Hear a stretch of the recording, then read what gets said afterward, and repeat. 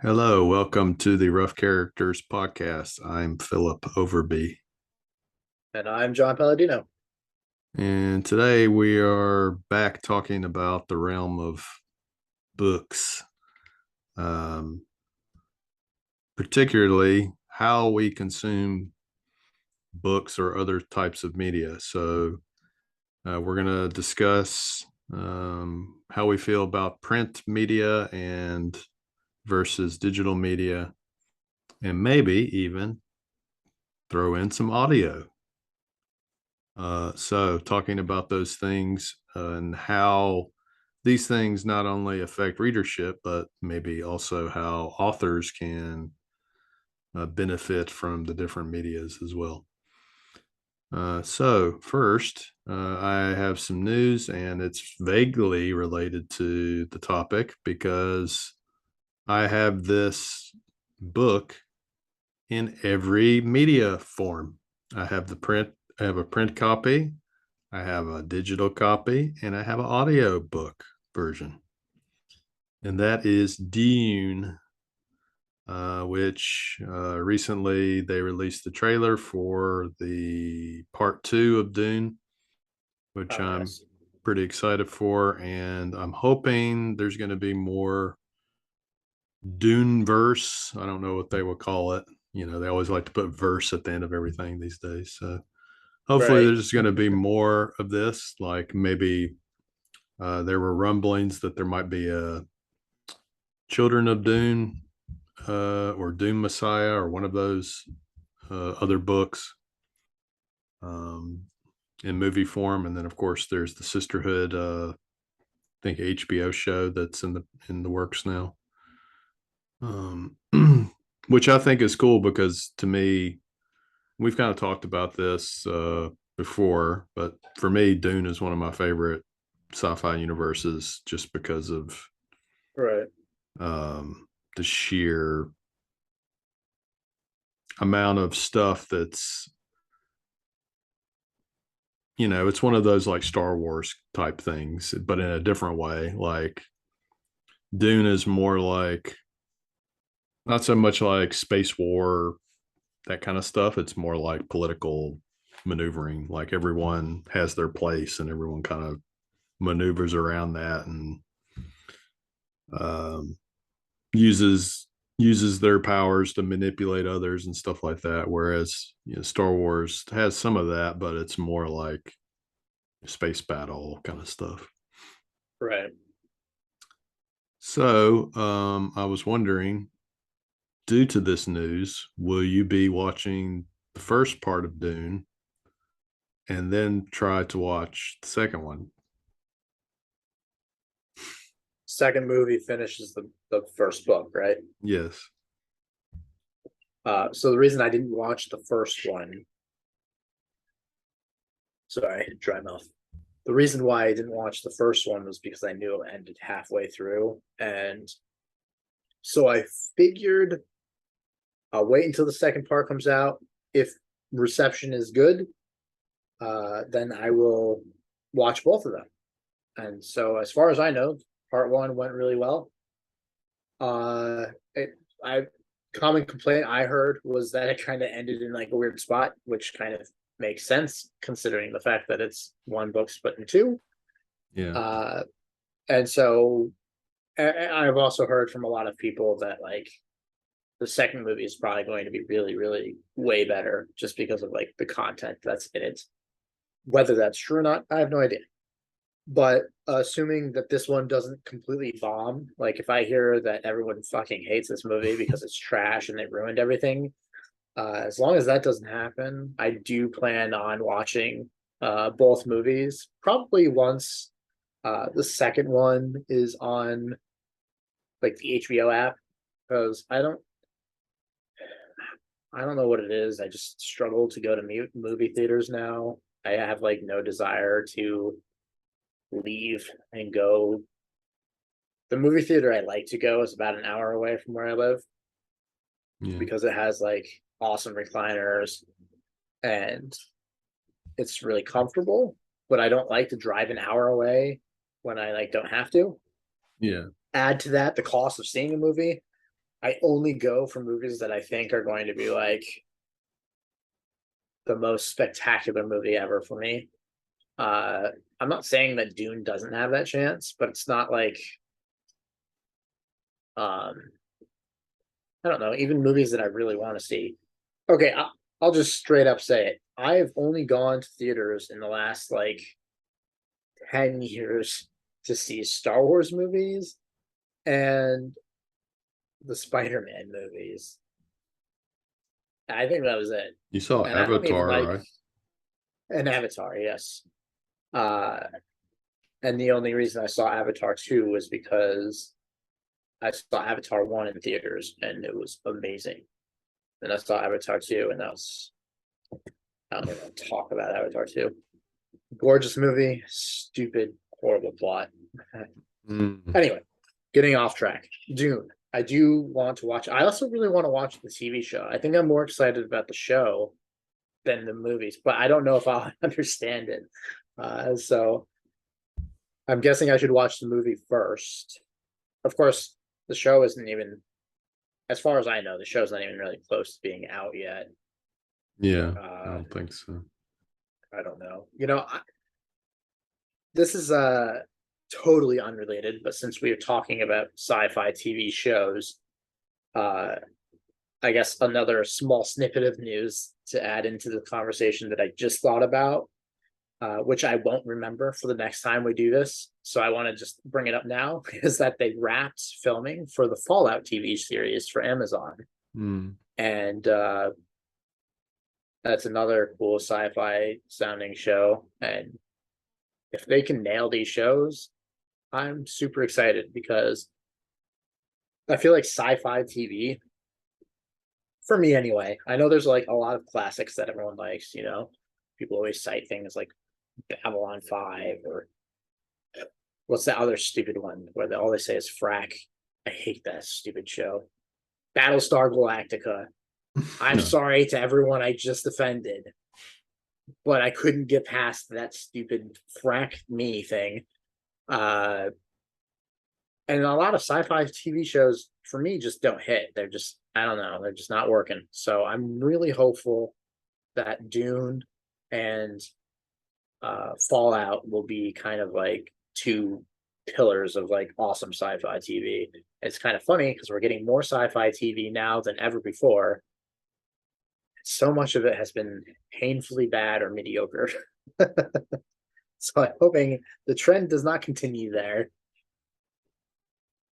Yeah, so one of the reasons, I wanted to mention Dune specifically is because I used to own every one of the Frank Herbert books.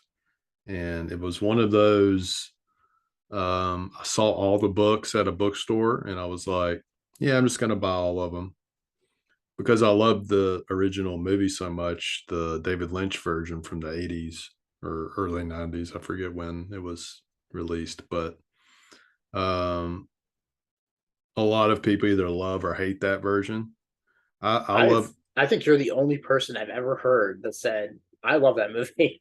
well, I love it with all of its flaws because it kind of makes the Dune universe or the Dune story campy, whereas it's not campy at all. Where Oh, I okay. I think the new Dune movie really, like, Baron Harkonnen is like one of the main villains uh in the Dune series, and Baron Harkonnen in the original movie was like your typical like I'm going to crush them. That's how his personality was. But Right. That's funny. in the new Dune movie, he's like scary, menacing, like he looks horrifying. Um, Right. and when he talks, he sounds like, you know, scary. Um, so that's why I like the new Dune movies. But basically, I always liked the Dune universe, and so I bought the first 5 books or whatever. I think the all the books that Frank Herbert published himself. And then years down the line, I guess I lost the books, the print versions. So I got, I think not too long ago, I got the first 3 books were in a bundle or something on Amazon. So I got the digital versions. And then I also have an audiobook version of Dune that I got years ago. And of the 3, I think I actually like the audiobook version best Huh. because it does have um like dramatic reenactment style. It's not just a narrator like doing voices. It's like actual people doing the voices. Um so of those 3, that's the one I like the best. However, my main way of consuming books is digitally on a Kindle or whatever. Um, I flip flop on audiobooks all the time, and I like certain audiobooks. Like, I know you read this series, Peter McLean series. Yes, Um, that's a really good series. the first audiobook I listened to, and it's one of my favorite like audiobooks I've listened to. Like the narrator was awesome, and I really liked the, everything about it. And yeah, it's just for me. And I know you're like a big print only person, Yes. but the reason that I'm not anti-print, but I've shifted away from it for years is because for me, like buying books is so much easier like digitally. And then if I don't read them, I feel less guilty.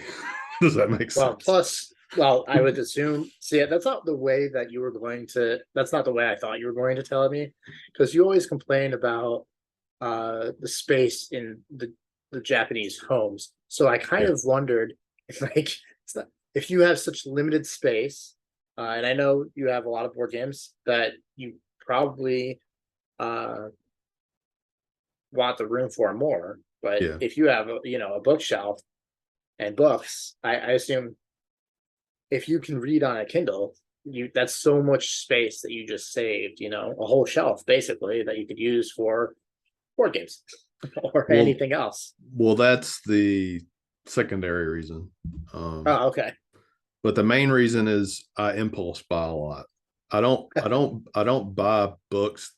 Sometimes I buy books and have no intention of ever reading them, Right. which might be a alien concept to a lot of people. Like they just buy a I book mean, I and don't fucking understand it, but but I do that a lot. And sometimes it's just to support people. Like if I see an indie author and I like the person, right, um, I'll buy their book and maybe I'll read it one day, but I have no intention to. right, I would like to, but a lot of times I just buy it if it's on sale or they say, "Hey, my book's on sale this week. Pick it up," and just to help boost their rankings. I'll yeah, do. because it's crazy how I know this is off topic a tiny bit, but just since you're brought up the whole ranking system, if you can sell one or even two books a day, you maintain a pretty decent ranking on Amazon. So, like, even if you're just thinking, well, I'm one person, what's one sale going to do? You'd be surprised at how often consistency really helps things, just a sale a day. And that can just keep you riding kind of high in the rankings. Yeah. So, do you hear that sound? I don't hear anything. Okay, I'm just wondering. I hear. Maybe we're talking about sci-fi, so I'm hearing this like alien Right. kind of. I don't know It's if the it's. Twilight Zone. I don't know if it's picking up on the mic or not, but I um. don't hear anything. Oh, I bet it's my PlayStation or my PlayStation doing that. Hold on a second. Oh, maybe.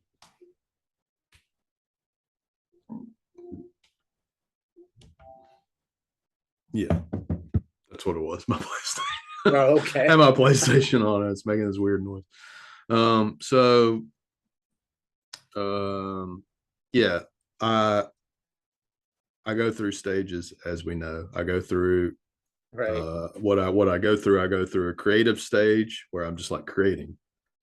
I go through a book phase where I'm just reading, and then I go through game phases where I'm just game. Right now, I don't know what phase I'm in. I'm in kind of a creating slash game phase. I'm not really in a reading phase right now. I've been kind of bouncing back and forth between it. Um, and I feel like if I had the print, I feel like every time I've had the print version of a book, I feel more obligated to read it because it's killed a Mm. tree to to be given to me. And I'm not like not in an environmentalist way, but like kind of like yeah, I guess in an environmentalist way, like this was this took labor to produce and create or whatever. So I feel more with a physical thing. I feel more inclined. So the physical books I have kept, they're books I do intend to read one day and will keep because I So want to. everyone flood Phil with physical copies of their books, and then he'll read them because he has to, because he's an environmentalist. Yeah, I guess. Um, but if you do send me books to Japan, that's pretty expensive. So, I um, know the international shipping is crazy. but the reason, another reason is when I do read, because I don't always read on my Kindle. Sometimes I read on my phone, and when I commute a lot. So in Japan, I don't drive a car. I'll walk and I take a bus. And that was one, or not a bus, a train. So that was one reason I was trying to get into audiobooks because it made it much easier to, read books that way. And there are a few that I've kind of gotten into here and there, but for the most part, it still seems like just digital reading works best for me. Not just for for the room or for the guilt free whatever. It's more of just like, yeah, it's just easier for me to whatever I feel like reading that day, I can read. And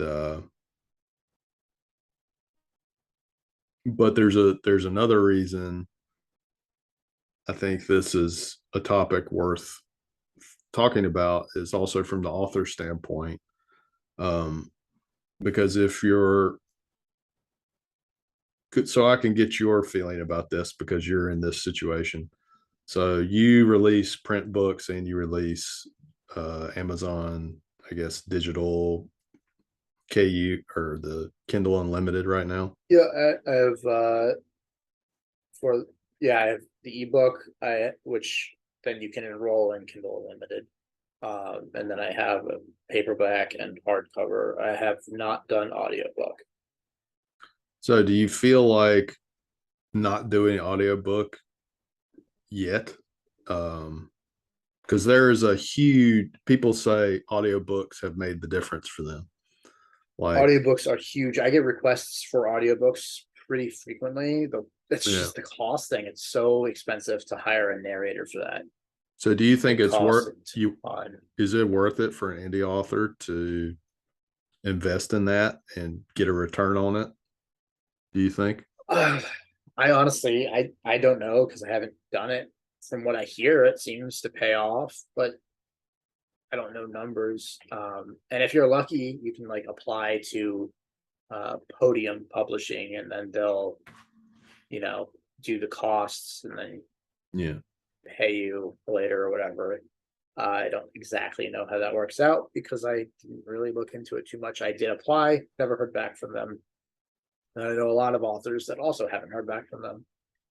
So I don't really know what they go or how they choose who they do. I guess, whatever interests them maybe, or perhaps they look for something else. I really don't know what their qualifications are. Yeah. But from the amount of requests that I get for an audio copy, and then not even anything to do with me, just from what I see of other authors when they announce an audiobook version of their book, I see a lot of people that are like, oh my God, now I have to reread it while like listening to the audiobook or yeah. So I feel like audiobook, you get the audiobook crowd, but you also get the immersive reading crowd who likes to read along with the audiobook version. And then I feel like you also get some hardcore fans that just decide, oh, great, I'm going to buy this again to support you. And also because I'm curious how the narrator is and how these voices sound. So does it pay off? I don't know, because the quotes that I have gotten, and to be fair, I am one of those people that go hard. So if I'm going to do something, I like to do it with like professionals that like know their business. They've been doing it for a while. They're well known. I don't listen to audiobooks, so I have no idea what to look for. So what I'm looking for as an author is like a big name that people really like. So I've gotten quotes from my book before. The first one was from Kate Redding and Michael Kramer. They quoted me at like 7,500. I was like, thanks, but I'm okay. Don't have that kind of money. And then I applied for another person. Well, I didn't apply. I emailed another person who also, I think he narrates for he did A Touch of Light, which is an SPFBO finalist by Thiago Abdallah.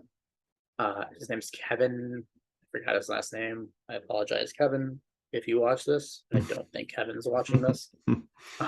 He quoted me at 4,500, I think, which is a lot better than 7,500.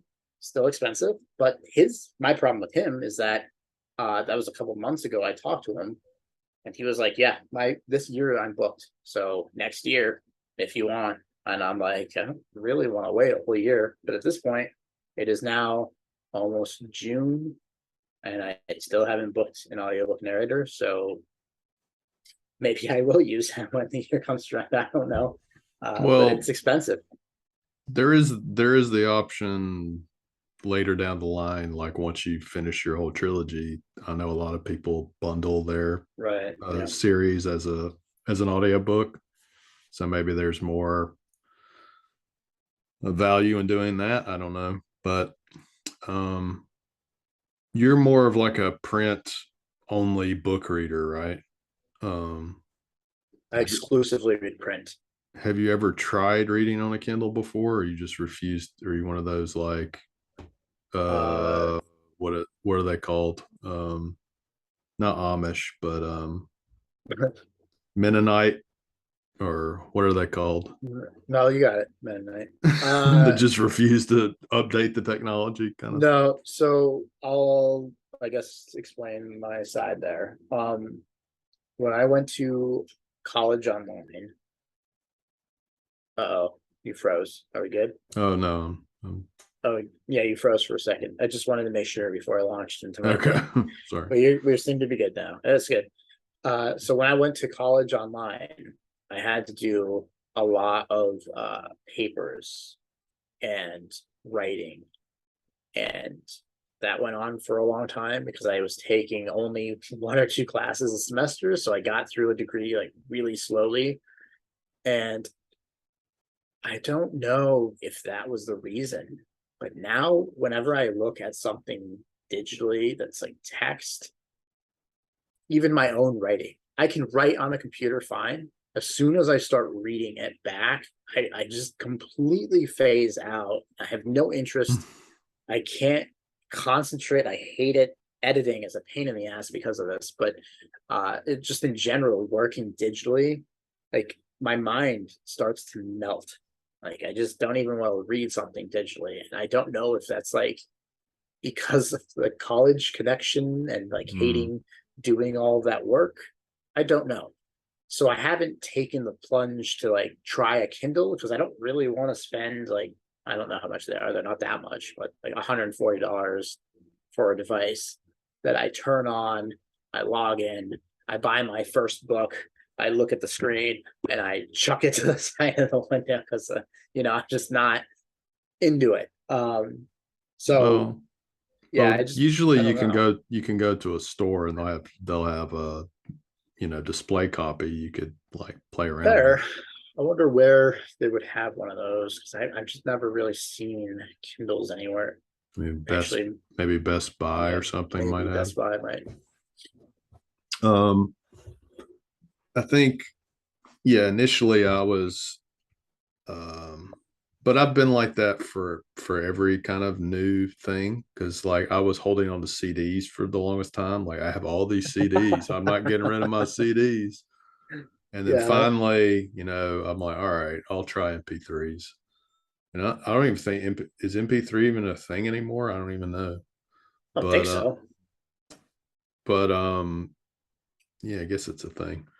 But Is it? For what? well, I guess I not. mean, the only thing that it's for that I can think of is still a file for a computer, I think, but Yeah, you don't have like an MP3 player, I don't think. yeah, that's Because true. Zune canceled or Zune was discontinued. And what is people listening to that isn't like an iPod or a phone? Yeah, I don't think there's anything. Is there another multi like media player out there that's not a phone and it's not an iPod? I don't think so I anymore. can't think of one. Um, but yeah, I held out as long as possible. And then same with books. Like I print books, and then once Kindle came out, and I was like, I'm not, it give me a headache or something. And then once I started trying it, I was like, wow, this is actually cool because like I can have all my books in just this one place and read whatever I feel like. And for somebody that travels a lot, it's almost um it's like the same as like having a phone almost for some people. Right. Like Yeah, they that's don't leave nice. home without their Kindle or at least Kindle app or something. Um so yeah, I'm uh one thing that screws me up about print now, and maybe it's an opposite effect for you, or it's like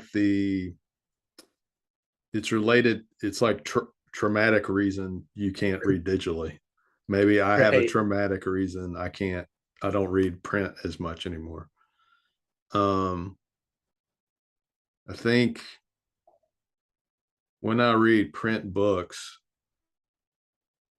I can't change anything. What do you mean? It's just what I get is what I get. Whereas a Kindle, you can change the font size, you can change, Oh, I see. Okay, I got you. everything. So when I read Like you put it on dark mode if you want. you put it on dark mode, yeah. Yeah, that's really So cool. like when you read, and a big thing is I love reading in the dark, and I don't like using, Yeah, stupid warning overhead light. lights and all that kind of stuff. So that was a big game changer for me too. So like print, um, I when you read a print book, that's what you get. So with the Kindle, you can actually, because one thing that helps me read faster is larger font size. So when the font Right. size is larger on the screen, I tend to read it faster, and then I get through, reading more easily. Whereas a book, I'm looking at the page and it's like, yeah, and I'm like, so Yeah. it's not that I find print books boring. It's just like I can't. It's like I'm spoiled. Like Yeah. I can customize my reading experience. Right. No, that's nice. I think that's a great feature. I really wish that I could read digitally because the convenience of being like this one device has every single book in the world on it. Yeah. That's really cool. And then also the cost of ebooks is generally, I say that somewhat loosely, Mm. generally much better than print. Occasionally, for some weird reason, it's not. But for the most part, and if it's not, often there's deals for like, but it seems like in the traditional publishing world, for some reason, ebook prices are like ridiculously high. So I guess sometimes it's that you're not saving money with the Kindle, but I think as an overall like rule, you would be. I think it's rare when I see paperbacks that are cheaper than Kindle, but I have seen it. I've seen ebooks that are cost of a hardback. I'm like, what the hell? And it's ridiculous. There was a big controversy years ago about that where people were releasing ebooks and the publisher was determining the price and the author right was getting hate because of it. Like, man, I'm not paying that much for your fucking ebook. And it's like, it's not my fault. That's what the publisher put it at. Yeah. That's the thing that sucks about traditional publishing is that you don't make any of those choices. Yeah. I mean, there's so many benefits to it, but like you don't get to pick how much it's priced at. Whatever it is, it is. That kind of sucks because, and you don't get to even pick when it goes on sale. I don't think. Like you see it all the time on Twitter and stuff.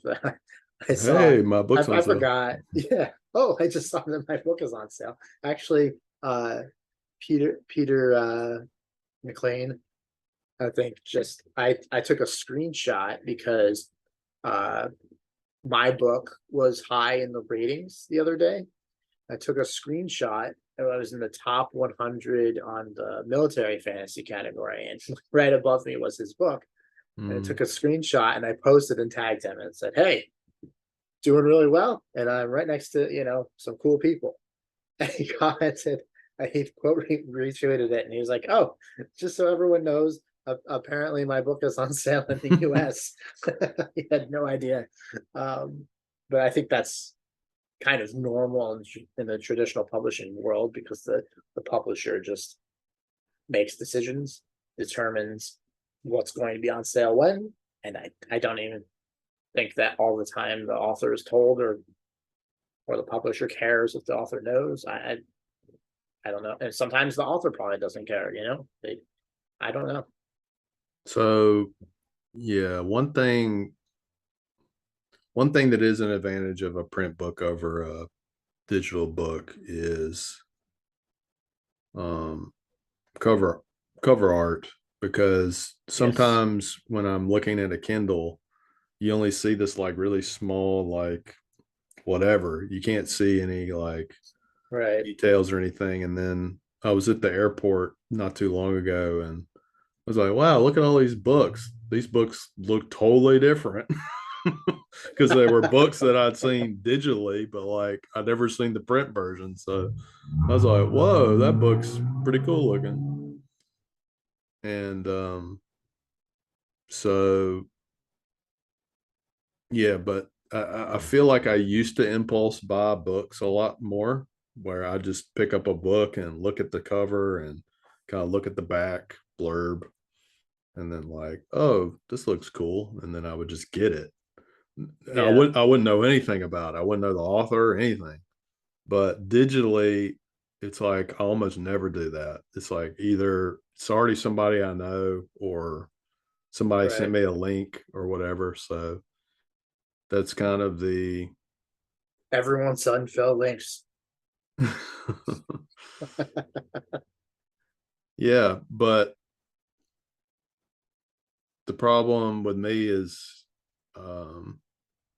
if you send me a link, I'll probably buy it, but that's about it. I mean, if you want to make some money, I'll buy it, but I may not get around to reading it because it's just like I was talking to a friend the other day and I was talking about how me and you always kind of discuss like, oh, you can't finish anything, haha, you suck or whatever. And he kind of reassured me and said, some people just don't do that. It's just there's just too much to consume these days, like with with TV, movies, games. It's just like there's so many things like Books. Yeah. books, everything's coming at you. So like if you finish something, great. If you don't, it's like don't worry about it. And I was like, hey, that's glad I'm That's a not that. viewpoint I can't agree I'm with. glad I'm not the only one that thinks so.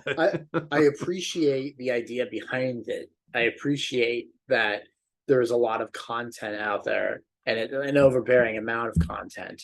For me, myself personally, I don't care if you don't finish stuff. I just have to joke around with you. But for me, it's like if I'm starting something, I intend on finishing it, whether it's a book, a show, whatever. And then if I don't like it, then I won't. But if I like it, I feel compelled to, if it's all out there, I will binge it like until it's done. We talked about that before. Yeah. But I want to finish things I like. If I don't like it, and I'm pretty picky, so I don't have a problem saying, okay, I'm out. This is not for me. But if I like it so much usually that I like the idea of not finishing it is like horrifying. 'Cause I'm like, oh my, why would I not finish that? I like it so much. I need to finish it. I think my way of thinking is like I like something, but it's going to be there tomorrow and the next day and the next day and the next day. That's kind of my way of thinking. But another thing about print books, so my finish ratio digitally is always I'm going to finish stuff just more easily because it's the easiest way for me to read. Right. Audiobooks could potentially be that, but it really depends on the narrator because Those are expensive too. I've listened to narrators before, and even if I like the book, it's like I can't listen to this guy or whatever. I'm sorry if you're a narrator and that's insulting or whatever, but there's certain people they're really not good, and I'm not going to try to read a book if the narrator is just like. I mean, even like consistent consumers uh of audiobooks in general that I've seen have this same thing. They have like they have narrators they like, and they have narrators that they just don't click with. I mentioned earlier, Kate Redding and Michael Kramer, and they are one of the biggest narrators out there. But they still have a lot of people that are like, I can't stand them. So I think it's just what clicks with you. And for me, I can't do audiobooks because at least I don't think I can. I've never actually tried, but when I listen to things of any medium, really, if I'm just listening and I'm not watching, uh, I have a very active brain. And if I'm not like visually engaged with something, then that means that my brain will be wandering kind of like so. Uh, Often I watch a decent amount of YouTube and a couple like other shows that like I don't care if I watch necessarily. So like if I'm doing the dishes or if I'm just doing something on the computer and I want noise in the background, I'll listen to something. But it's always things I don't care about Yeah. because I will phase out. And I think that with an audiobook, I would go like 20 pages and like snap to reality and like realize that I just like listened to 20 minutes of something and I didn't actually internalize anything. So I don't even want to like think about jumping on that train because I just know that if I listen to a book, I would miss half of it. And Yeah. I don't want to listen to a new book because I don't want to miss something. Mm. And I don't reread. So I don't want to listen to a book that I've already read because I don't want to go through that again, really. So it's like, I don't know. I don't Well, want to try that with a book I haven't read. when the reason I think it works for a lot of people is a lot of people are commuting. To me, audiobooks are a commuter's paradise kind of thing. you drive to work 40 minutes, you put on audiobook.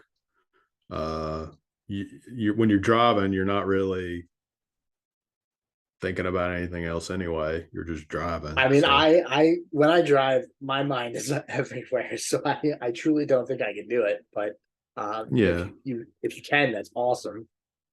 I wish I could. I Sometimes would have loved it in a car. sometimes before bed, I would listen to audiobooks, or if I was walking home. Right. Peter McLean's book, I mean, we're promoting Peter a lot here. Yes. His his book, I read or I listened to from walking from the station home for about a month, and I would listen to it every time I'd walk home from work. Um, so that's how I got in a routine of doing that.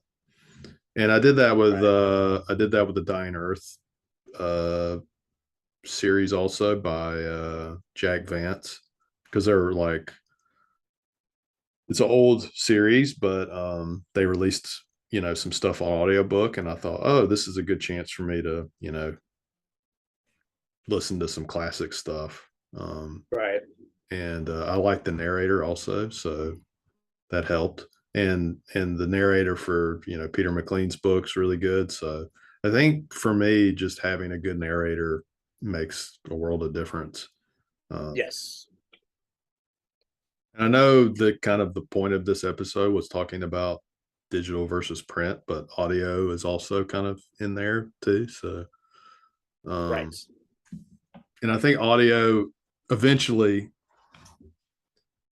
is gonna uh print is gonna go away eventually. Sorry. Let's Phil. Please. Sorry. Let's stop. I don't want to put that into the universe. Yeah, I think if print books went away, I would like genuinely stop reading. I just I don't know. I just feel like They there's still sell a lot of print books, though. yeah, but okay, let's get off on a side topic here.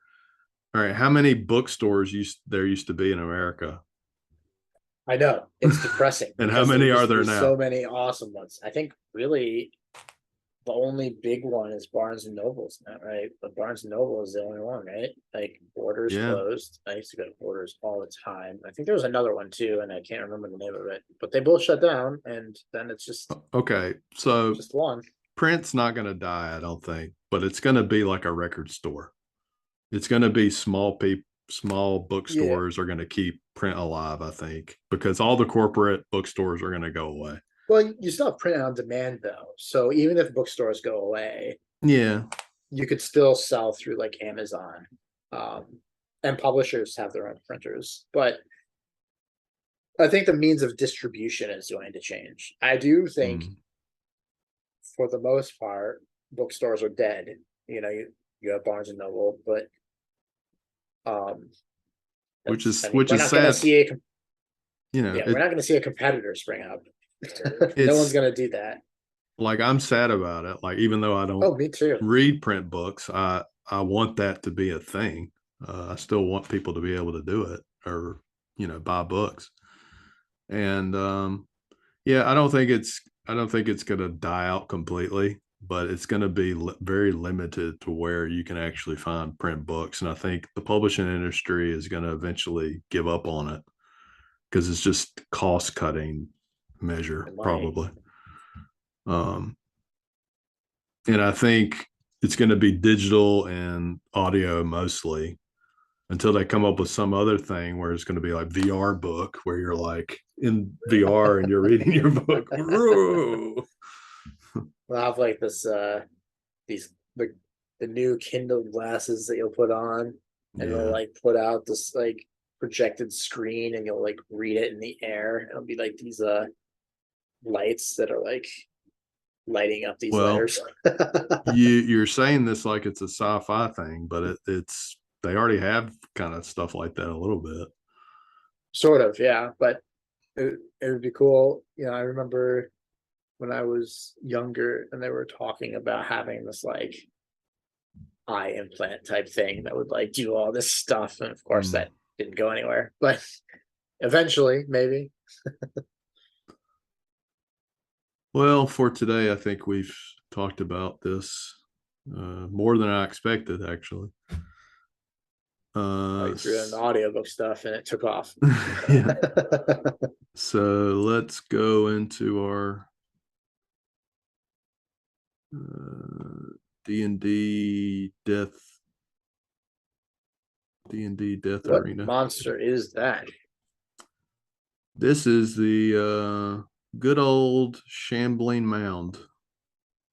Ah, okay. I knew I recognized that image. I just couldn't remember what it was. All right, so the Shambling Mound you can't actually see completely, but if I blow it up some, you can see there's actually a person there, being squeezed to death by this. You can see their face kind of very. That's crazy. An adventurer with his foot sticking out there also. That's a great image. I like that. I think I have a feeling that's about to be me. Yeah, we're gonna add you to the plant pile here, the compost pile. Great. So let's roll it up. Initiative. I didn't think that was going to work. That's terrible. I don't It actually. is my initiative. Well, I think mine's better. All right. Yep. I had the Shambling Mount on here earlier, but it disappeared. Okay. What, the character sheet? I just saw it earlier. Yeah, I found it. Yeah. Okay. All right. So the Shambling Mound, it's a challenge 5. So shouldn't. Okay. It's a little bit 4. A little bit lower than usual, but we went opposite, I guess, because our last battle with you, I went with a challenge rating 7. Yeah. So Shambling Mound gets a multi-attack. If both hits, then you're grappled. And then he also has a slam. And then I can engulf also. So it has all sorts of shit here. Oh, I got -1 to my dexterity, so my initiative was actually lower, but okay. Still enough to win though.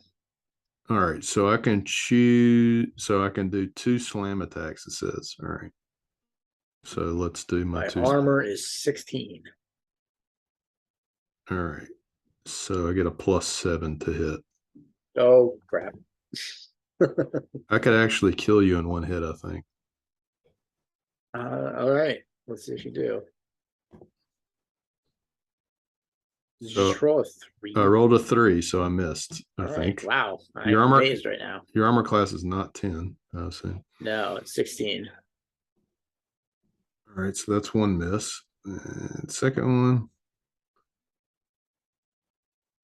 That's a hit. That's a hit. So 2d8 plus 4. I don't think you can. Oh, my character is not updated with my current health. Oh. It says 23. I actually have. All right, it says 17. I actually have 23. I never updated it from my character sheets. Right. How much damage did I just take? 10. Wait. Oh, that's it? 14, sorry. Oh, okay. Let me subtract another 4. Well, I'm still alive, and I would have been still alive even with the 17 health. It's kind of a miracle. Was that the whole turn? Yeah, that's it. All right. I'm going to attack with my greatsword. I think a 9 is probably a miss. I think armor class is 15, so. All right. Round 2. You got 1 attack, that's it. I think so. I think I get a second attack at level 5, I think. All right, that's a hit. I think I'm dead now. That's a hit. And you take 12 damage. Yep, I just died. Yay. Smash. But I also level up. So You made it to round 2, so.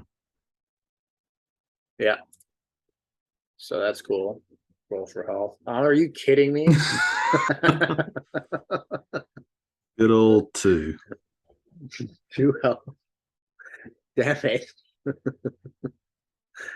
That is Well, so on brand for this character, I feel like. well, I feel like both of Uh, our we yeah. may have to adjust the rules of this eventually because well, I guess the idea of it's just to see us get killed by various monsters, so it's fun. Yeah. So I do now have an extra attack. Oh, guess what? You know how I rolled for and got 2 health? Yeah. I have a -1 constitution, so I only got 1 health. Oh, nice. Oh man. The luck that I don't have. I'm so glad this is not a real game because I'd be so screwed. Yeah. All right. The end of today's episode. Thank you for watching or listening and/or listening. And as I mentioned in the previous episode, this channel has other content coming. So we have the Rough Characters podcast, we have Gray Robe Review. I may have some other stuff coming up in the future. And if you want to watch, John has his own channel as well where he hot takes, where he talks about various things. He has guests on. And he's also got maybe by the time this episode comes out, still not released yet, but the second book in his series, I'll show that again because I can. I have it right here. So Buzzard's Buzzard's Bowl, Ball. and you can Sweet cover art. Trials of Ashmount as well. First Which I book. also have right here. Hey, I there you don't know go. why. Yeah. Well, I do know why, because when I write, I like to have them right next to me so I can look anything up I need to. In print. That's right. Sometimes it's actually surprisingly easier to look it up in a physical copy when I know exactly where I need to be than finding the right document on the computer. So There you have it. There's another advantage. there's another advantage. All right. Well, that's all for today. Thanks for watching, and go consume media. However, Yes. whatever However you prefer. whatever As long tickles as your you're putting money fancy. in authors' pockets, right? Yeah. All right. Thanks. See you next time. Bye.